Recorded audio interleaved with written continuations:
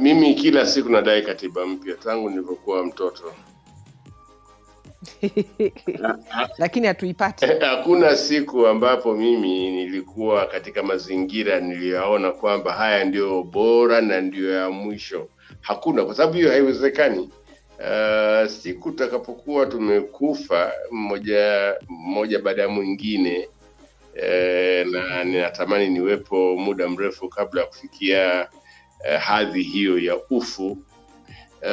Kabla ya hadhi hiyo ya ufu, lazima siku zote utafute namna ya kuboresha hali yako ulionayo.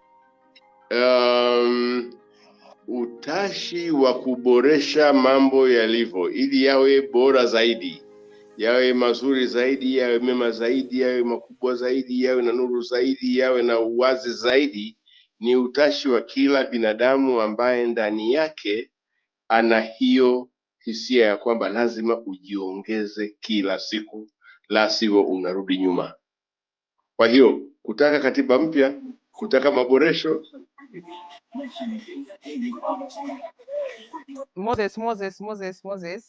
Endelea Jenerali Moses aliwasha mic. Madai ya katiba mpya ni madai ya kuboresha jinsi tulivyo, jinsi tunavyofanya kazi, jinsi tunavyoendeshana katika shughuli zetu za kila siku, kama ni katika kilimo, katika biashara, katika masomo, katika uhunzi, katika ufinyanzi, katika kila kitu unachokifanya leo unakifanya vizuri kwa kadri ulivyoweza kukifanya wakati huo, lakini unataraji kwamba ukipata nafasi na uwezo utakiboresha. Katiba hii tulionayo ya mwaka 1977, ukiangalia jinsi tunavyotendeana katika nchi yetu, ile katiba ni bora kuliko tunavyotendeana. Hii katiba ya mwaka 1977, pamoja na mapungufu tunayoyasema na tunasema kwamba tungependa kuwa na katiba mpya, bado hiyo katiba ni bora kuliko tunavyotendeana leo katika nchi yetu. Kwa sababu kwa mfano tuna shughuli hii iliyojitokeza juzi tu ya hawa vijana wa Chama cha Demokrasia na Maendeleo kukamatwa na kupelekwa sijui ni wapi. Sijui kama mnajua wako wapi, wako Dodoma au wako Morogoro. Katiba hii tulionayo, hii tulionayo, ambayo tunasema kwamba ina mapungufu yake, haikubali matendo kama hayo, inayakataza matendo kama hayo. Ndio. Sasa kwa nini watawala wetu wanayo katiba hiyo mwaka 77 ambayo haikubali matendo hayo, na bado nadhani kwamba ni sawa tu kuendelea hivyo? Kwa hiyo kama ulikuwa unasema kwamba hawazingatia hata hii katiba iliyopo, hata hiyo watawala, hata hiyo iliyopo bado hawaizingatii, kwa sababu tangu mwaka 92 tulishaondoa vikwazo vingi sana vya shughuli za kisiasa, na wanasiasa wakapewa ruksa na kibali cha kufanya kazi ya siasa pamoja na makatazo yaliyokuwepo, lakini bado unaruhusiwa, ilikuwa naruhusiwa mikutano ya hadhara. Hivi hatuoni kwamba ni jambo la ajabu kwamba kwa miaka mingapi, 5 sijui nadhani na zaidi, hakuna mkutano mmoja wa hadhara wa chama cha siasa, ukiacha mikutano ya CCM. Halafu tunaona kwamba ni kawaida. Hakuna maandamano hata leo, sijui tuseme mtu angetaka kutengeneza maandamano ya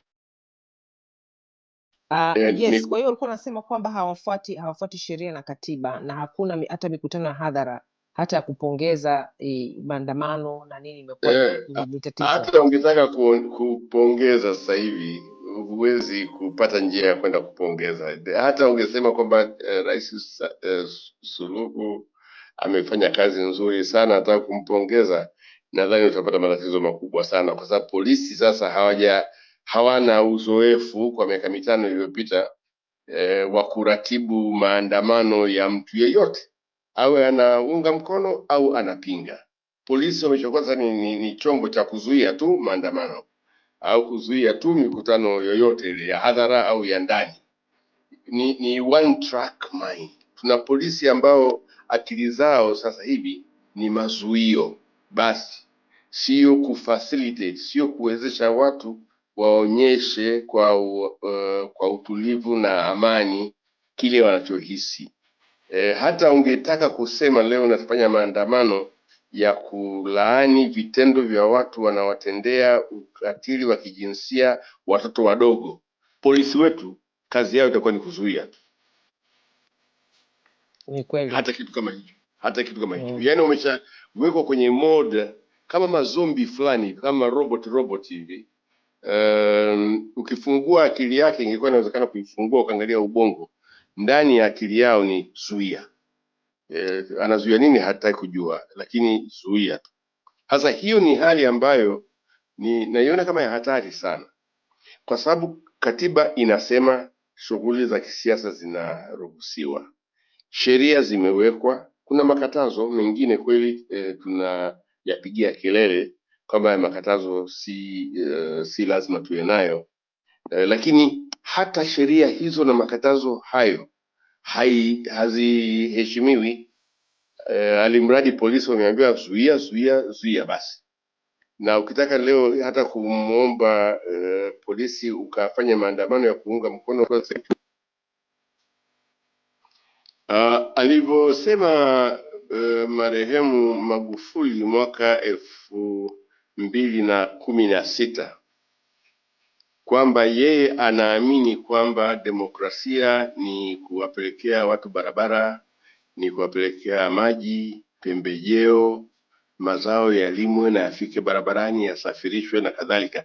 Hiyo ndio demokrasia kwake yeye, na sisi tukapiga makofi, na umeona watu wamepiga makofi, wamemshangilia na nini, na kawa sasa ameanza shughuli za kujenga sijui barabara, kujenga sijui reli, mwendo kasi, sijui kitu gani na nini, vitu chungu mzima ambavyo vingine unajiuliza hata vilikuwa vinakwenda wapi, vinakwenda kufaidia nini, na nini hasa tutafaidia sisi ambao ni walipa kodi. Na akapiga marufuku vyama vya siasa. Sijui kama watu waliona alivyosema kwamba mimi nitakapofika mwaka 2020 kutakuwa hakuna upinzani Tanzania, na kweli mwaka 2020 ahakikisha kwamba hakuna upinzani Tanzania. Tumemsikia hivi wenzake hao wa CCM waliweka madarakani walimsikia vile vile, wakakaa kimya, na kweli akafanya kama ambavyo aliahidi. Akafuta upinzani nchini Tanzania, akafuta hata shughuli za chama cha kisiasa ndani ya chama chake yeye mwenyewe. Sasa hivi CCM pale ni makopo tupu, hamna kitu chochote. Hakuna shughuli za kisiasa zinazoendelea ndani ya CCM kama si shughuli ambazo zinashughulika na mambo ya mipango ya kiserikali na kiutawala ndani ya serikali na mabavu ya polisi na kadhalika. Lakini shughuli za kisiasa ndani ya CCM, acha Chadema na CUF na watu wengine na ACT Wazalendo, ndani ya CCM niambie wana shughuli gani ya kisiasa sasa hivi? Hakuna. Na yote yamefanya Magufuli. Magufuli amepiga marufuku shughuli za kisiasa, sio kwa upinzani tu. Alianza na upinzani, lakini ameingia mpaka CCM. CCM sasa hivi hawana hata mambo ya kijinga kwa kufanya CCM. Zamani tulikuwa tunaona wanakwenda mtu ana pesa zake amelipwa wapi hatujui, anawaita watu, anawapa pombe, anawapa pilau, anashonesha magwanda yake ya kila aina, kila mmoja na gwanda lake, alafu anamtaza.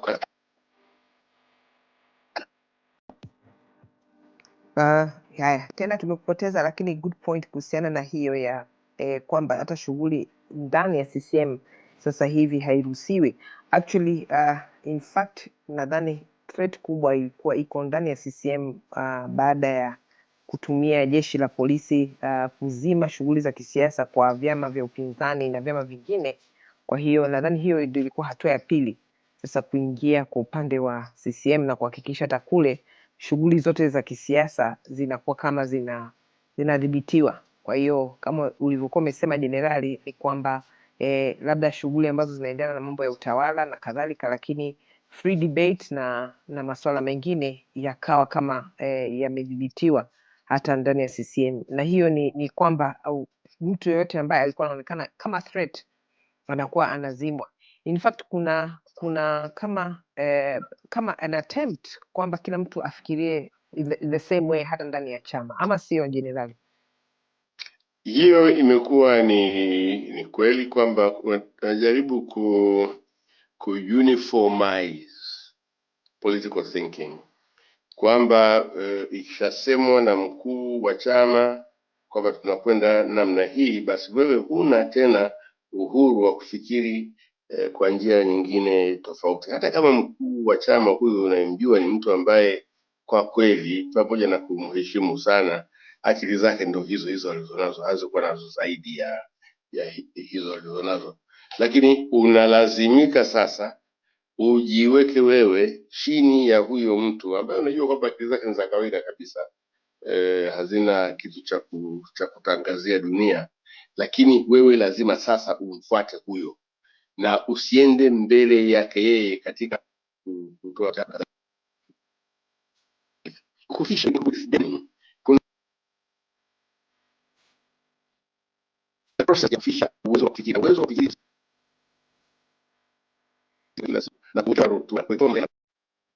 na kupaliliwa ili ushamiri. Kama naona hili ambalo unalizungumzia ya kwamba inabidi tu hata ndani ya chama kifuate kile ambacho kiongozi aliyopo, hata kama ana uwezo wa kawaida, ndio kiwe hicho hicho.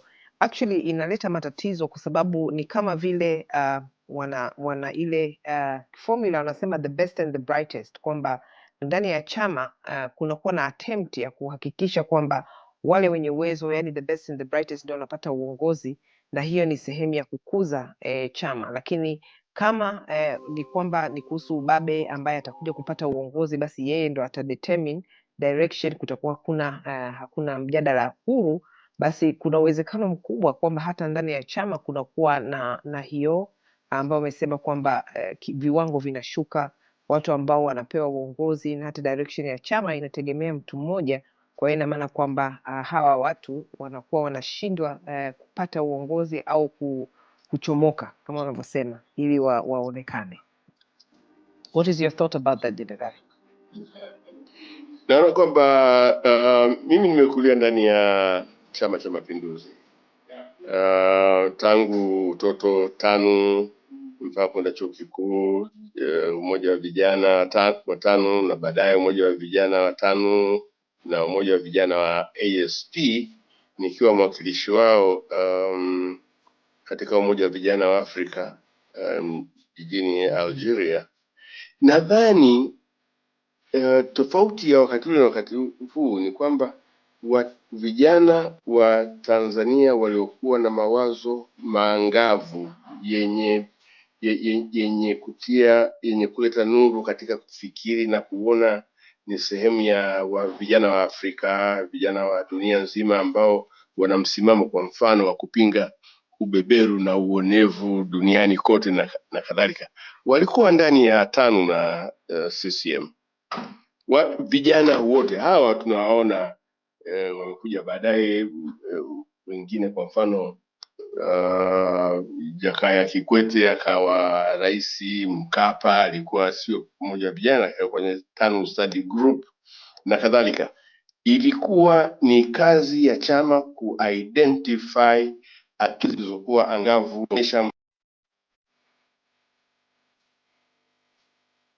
Ya kidogo imekatika, kwa hiyo baadhi ya maneno kama yamekata. Kwa hiyo ulisema ilikuwa ni wajibu wa chama ku-identify some of the talent, kama sijakosea ndio ulichokuwa nasema, na kuhakikisha kwamba wanakuwa wako groomed, ama sio kwamba kulikuwa na ile kwamba mtu ana identify ahead kwamba labda baada ya miaka kadhaa fulani anaweza akawa yuko tayari kwa ajili ya uongozi, namna ya kumtayarisha. Is that what you're trying to say? Kwa sababu kidogo kuna maneno yamekatakata wakati ulikuwa unaendelea kuifafanua hiyo hoja yako ya kuhusu ku-identify talents ndani ya chama. Na hiyo nadhani ni utaratibu ambao ulikuwepo kwa muda pia, kama ukisema ni ndani ya CCM, basi utaratibu huu unatakiwa uwe institutionalized au ilikuwa tu driven na mhusika. Labda tu just to pick up where you left off, hiyo ya ku-identify leadership au leaders, future leaders, ulizungumzia kwamba ndani ya chama kulikuwa na hiyo kama tuseme ni culture fulani. Was it institutionalized, yani ilikuwa ya kitaasisi au ilikuwa tu ni utashi wa kiongozi aliyopo kama alikuwa ni Mwalimu Nyerere au wengine ya ku-identify au kufanya hiyo identification? Tuseme kwa kweli sidhani kama ilikuwa ni institutionalized. Kwa Mwalimu Nyerere alikuwa na huo utashi wa ku-identify vijana na kuwa-encourage kujiunga na chama na kuwabeba na kuwasaidia, kuwapa elimu, kuwapeleka jeshini. Kwa mfano ilikuwepo ni program yake moja ya kuimarisha uongozi ndani ya chama, wakapeleka vijana kwenda kupata mafunzo. Kwanza sote tulikwenda National Service, lakini wale waliokuwa wameonekana kwamba ni watu wenye uwezo mkubwa zaidi na wameelekea katika kukubali chama na program zake, wakaingia jeshini JW. Ndio wakaenda watu wengi sana. Wengi hao unawasikia walikuwa kuja kuwa makanali, akina aliwatoa mfano. Kwa mfano rais mstaafu Jakaya Kikwete. Labda ni mfano mzuri sana kuliko mifano mingine mingi, lakini ipo ya watu ambao walitokana na umoja wa vijana wakapelekwa katika chama, na katika chama wakapelekwa jeshini, na jeshini ile kuwajenga katika ukakamavu. Unajua tena ule unyoronyoro unapunguzwa kidogo, unapigwa msasa, unakuwa unapigwa msasa, unaelekezwa, unawekwa katika uthabiti wa kiuongozi. Ilikuwa ni makusudi kabisa kwamba vijana ndio watakuwa walinzi wa nchi hii. Kwa hiyo kuwapa nadharia tu labda ya kisiasa haisaidii sana kama hujawapa na utayari wa kuwa makamanda wa wapiganaji wakati unapohitaji kuwa na wapiganaji. Na hata katika shughuli za uzalishaji unahitaji ukakamavu, unahitaji discipline, unahitaji mahala fulani kuchukua mbinu za kijeshi ili kufanikisha mambo yako.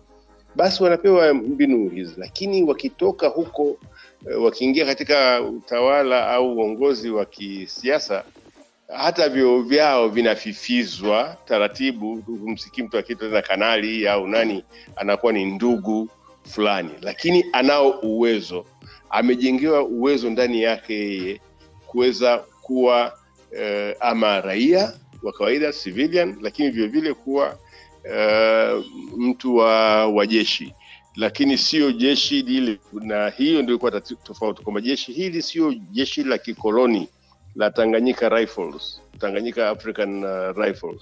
Hili ni jeshi la wananchi wa Tanzania ambalo limeundwa mwaka 1964, na ndivyo wakakuzwa hivyo, ndivyo walivyokuwa identified watu na wakakuzwa hivyo, na wakawa ni watumishi wazuri tu wa chama na serikali na nchi kwa ujumla. Identification ya talents za uongozi hamna tena siku hizi, na hakuna identification ya talents za kitu chochote. Manake tumefika mwaka 2015, tangu ameingia hayati Magufuli, anachotaka yeye Magufuli ndio inakuwa sera ya chama, ndio inakuwa sera ya nchi, ndio inakuwa sera ya serikali. Kwa hiyo ilikuwa ni Magufuli mwenyewe tu anatuamulia, hamna haja ya sera za chama wala mimi nitafanya na kutaka mimi, na kama hutaki shauri zako. Sasa hiyo ni hali ya hatari sana, ni hali ambayo inanitisha sana, kwa sababu kwa naambia watu kwamba labda tunamuona Magufuli alikuwa ni rais mbaya, na kwa kweli alikuwa rais mbaya. Hili wala sitaki kuomba radhi kwa mtu yoyote. Rais Magufuli hakufaa kuwa rais wa nchi yetu, na alitufanyia mambo mabaya sana mpaka leo tunaumia, kwa sababu mambo aliyoyaacha hata leo warithi wake wanaogopa kuyagusa, kwa sababu kuna watu wajinga wameyameza yale kama vile bangi fulani wamebishwa, na wanaamini kwamba hayo mambo yaliyokuwa ya muhimu sana kwa Watanzania kufuata. Si kweli, ni uongo mtupu. Na wala usiniambie kwamba alikuwa anapambana na rushwa, kwa sababu mtu anayepambana na rushwa hawezi akazima magazeti yote, hawezi akazima bunge.